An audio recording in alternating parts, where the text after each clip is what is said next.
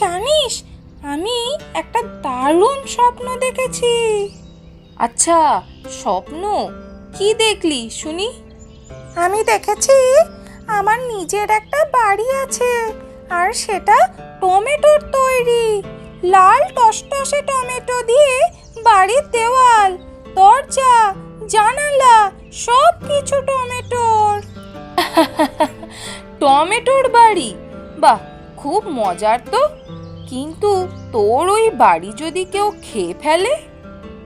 ওরে বুদ্ধির ঢেঁকি, আমি কি আর জেসে পাখি দরজায় বড় বড় কাঁটা লাগিয়ে রাখবো? কেউ খেতে পারবে না। কিন্তু বৃষ্টি হলে টমেটো তো নরম হয়ে গলে যাবে, তখন তুই কোথায় থাকবি? আরে বাবা, তখন আমার টমেটোর বাড়ির ছাদে একটা ছাতা রেখে দেব, আর কিছু হবে না। বাহ, তো তুই কি জানিস রাত হলে টমেটোর বাড়ির ভেতর কি হবে? কি কি হবে? ভেতর থেকে টমেটোর গন্ধ বের হবে, চারপাশে চিচি পোকা, ইঁদুর আর অন্য পাখিরা এসে তোর বাড়ি চিবিয়ে খেয়ে ফেলবে। হায় হায় হায় হায়, আর তাহলে তো আমি এক রাতও থাকতে পারবো না।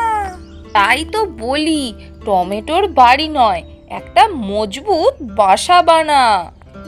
ঠিক বলেছিস, তবে বাসার পাশে ছোট্ট একটা টমেটোর গাছও লাগাবো। বাসাও থাকবে আর টমেটো খেতেও পারবো। এবার বুদ্ধি হয়েছে তো?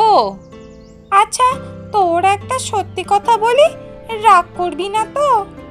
না, রাগ করব না, বল। আমি আমি আসলে এই টমেটোর বাড়ির স্বপ্নটা দেখেছি, কারণ গতকাল তুই আমার সব টমেটো খেয়ে ফেলেছিলিস। ও মা, আমি তো ভেবেছিলাম তুই ভাগ দিতে চাস না, তাই নিজেই খেয়ে ফেললাম। তোর জন্যই ভেবেছিলাম নিজের একটা বড় টমেটোর বাড়ি থাকলে তোকে আর ভাগ দিতে হবে না। ঠিক আছে, চল এবার একসঙ্গে বাগান থেকে টমেটো খেয়ে আসি। তোর স্বপ্নের বাড়ি না হোক, অন্তত স্বপ্নের মতো মজা তো করতে পারবো। হ্যাঁ, চল।